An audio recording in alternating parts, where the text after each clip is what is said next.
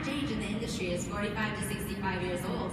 And I feel like the millennials need to come with the thunder, because I for one, don't think that it matters about our age. So just one little thing that I know that this is opinionated throughout the industry, and I know we live in a technological age, and I can appreciate that more than anyone. But part of that posture, when we're texting people, and maybe people in older generations, you can't often express that passion. I mean, I know, look, I love my emojis. Like, I'm all about the smiley face and the thumbs up and the peace sign and that, okay, the salsa girl, that's my favorite. My girlfriends know all about that. When I start putting those up in the line, they know I'm excited. But when I'm trying to express my passion to somebody that's maybe in an older generation and I'm trying to show my professionalism, call someone. Let them hear your voice. Show them one-on-one. It's all about your facial expressions and your body language and being genuine and having a genuine passion to show them. And then the second step of that was the first step. The second step is get committed.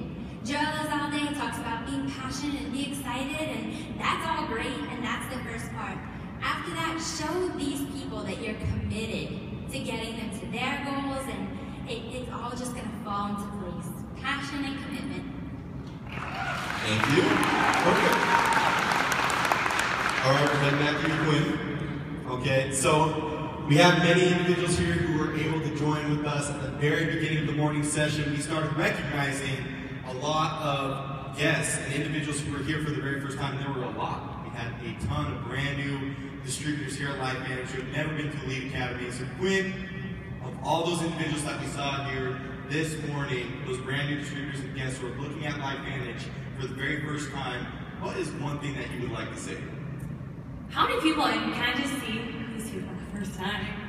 Oh my God. Wow. Woo! Can't do that.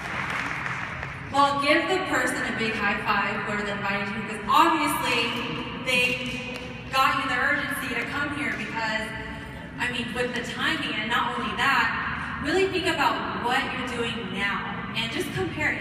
If you said no to this opportunity, what would that look like? How drastic would your life be in the next 5 or even maybe 10 years if you said no? And really think about, is your job, or if you own your own business, how much time, how much money, how far is that going to take you versus being mentored here in what we have? And just think, there's just too many what ifs. I've been here for 2 years now, and it's just the people. Where you're going to find the people are here to elevate one another. Where are you going to find that? At your corporate job? I mean, the CEO is never going to come down and lift you up. And it's just this awesome company where they're just able to come down and lift you up. Where can you find that? And I would just say, if you have any questions, get to the person who brought you here, because don't be afraid to ask questions. And one of the things that maybe slowed my growth in the beginning was my stubbornness and not willing to ask for help. So don't be afraid to ask for help, and just follow the leader, and you'll be so grateful that you did.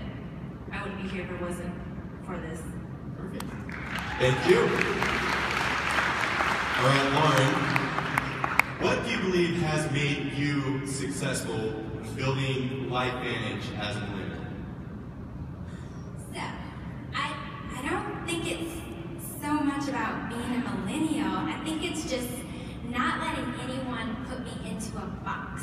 Not anyone putting me into this molded box and saying, you're only in your 20s and there's no way you can build $1 million a year business, and network marketing is crazy. Like, I never let anyone put me into that box. And just recently, I met these people just from being friendly me, and they left 3 things that printed on my heart, and I think I'm going to use that from just two and a half weeks ago, meeting them in my business.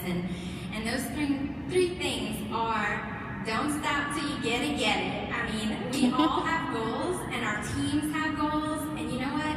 I know that there are multiple people on my team that want to be elites, and I want to be an elite. So that's one of those things. I'm hashtagging that. I'm putting that all over my social media. Don't stop till you get it. And then living on a next level, just ascending to this next level and surrounding yourself with good, positive people and changing that attitude like Vanessa was talking about earlier. That was so awesome. It literally gave me a visual of a radio and switching the channels and getting on a positive note every morning when you wake up, and I think that's so important. And the third thing is, and then it just left me, but it's so important. Wait up. It's the most important one. Oh, okay. Good word. So, and if you want to know this story, come and find me because it has to do with a doctor, a pastor, and me. So, it's good stuff, but good word. Surround yourself with people that give off that good word, just like Ryan Thompson, just like Dave Phelps, just like all of these people who have crossed this stage today. They give off that good word, and I love that, and I think that's something that all of us wanting to be successful in this, millennials or not, you need to surround yourself with those kind of people. Thank you. Don't stop till you get it. Awesome. All right, we're going back to Nicole. What has been the best piece of advice that has been given to you by a life management? Well, a life management mentor and a life mentor, because I'm earning brownie points with my mom tonight. So this is from my mom, but she always pointed out, you really need to, specifically in this business, because I never stepped out of the box really. I never stepped out of that molded image that she was talking about. And in this business, I was so uncomfortable doing so. I'm like the most introverted person you'll ever meet. I like being alone, I like being with my dog, but my mom kept saying, like, you're born to do this, you're awesome at this, is, like, you're great at it, you need to believe that. And she would say, you need someone to believe in you before you believe in yourself.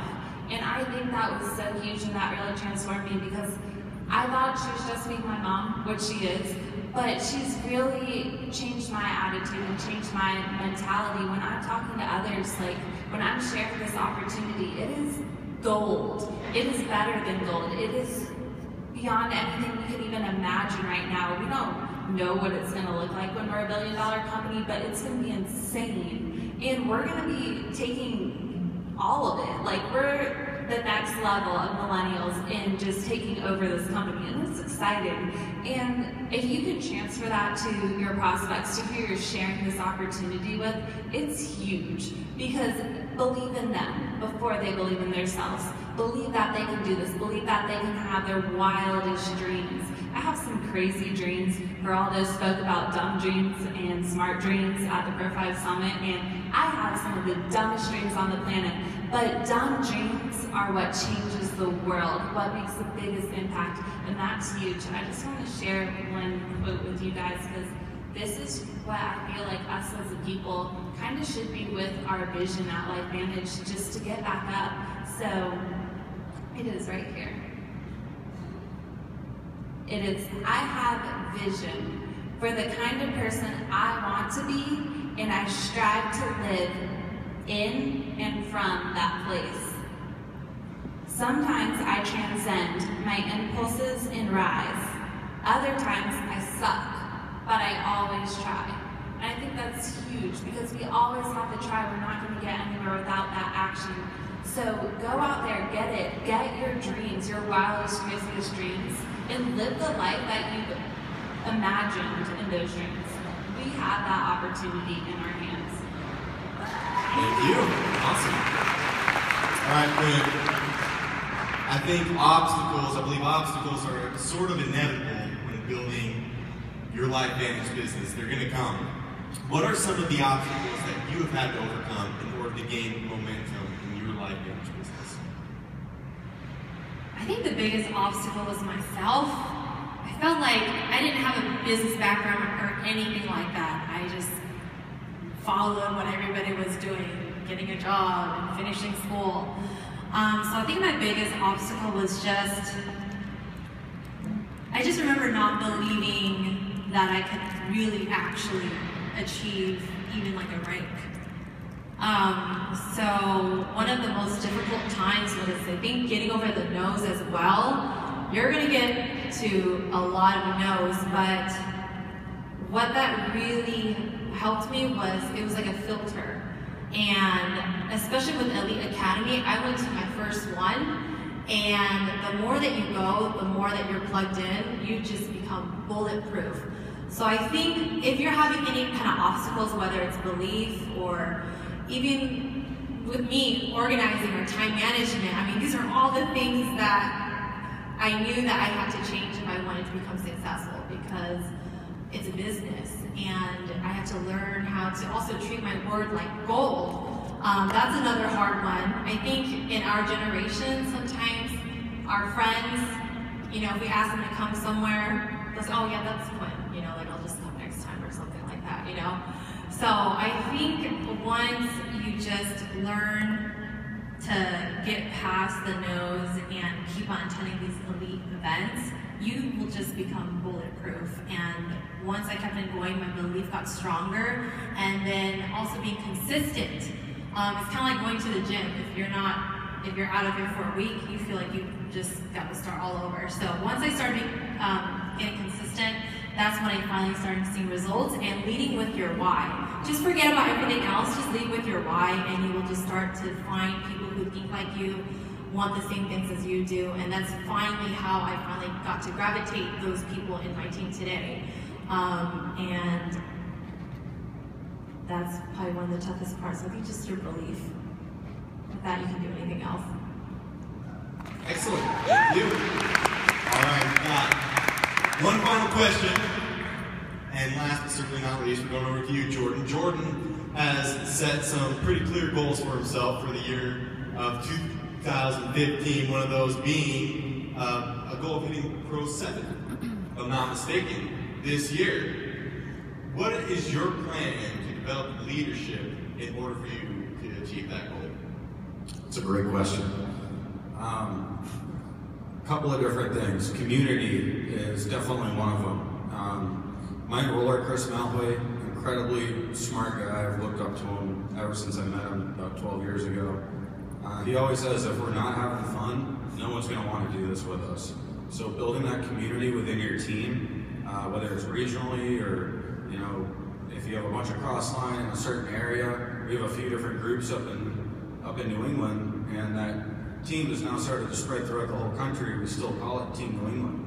And you know, we started a Facebook page when we first got involved. We have close to 600 people on that page now, and it's all sorts of cross-line support, and part of it's because of the wonderful comp plan that we have put in front of us.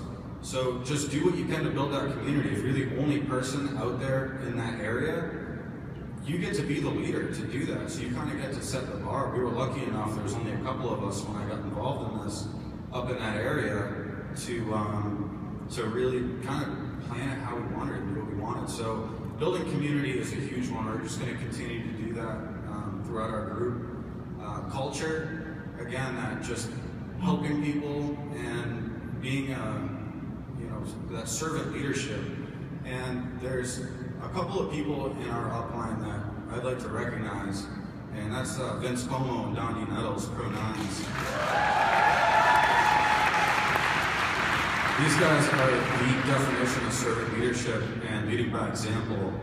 You know, we have these guys reaching down 15, 20, 25 levels into our organization. We get a brand new distributor, calls them up, and they're right on the phone with them right away. And they're picking up three-way calls all the time. And if there's probably one major thing that I'm going to do to bring my business to a lead in 2015 is to follow what those guys are doing and use them as an example. And I recommend everybody else do the same. They got to Pro 9 for a reason. They didn't trip and fall there. And they're just incredible guys. So, and the third one is character. And again, that goes back to those two guys just doing what they say they're going to do. You know, when I came into this, I was told that we were going to have a support team.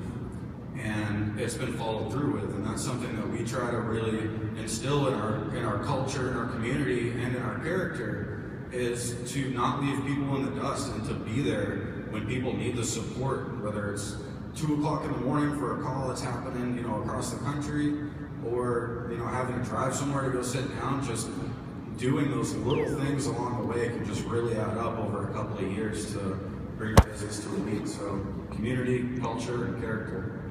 Awesome. Thank you, and thank you so much, the four of you again.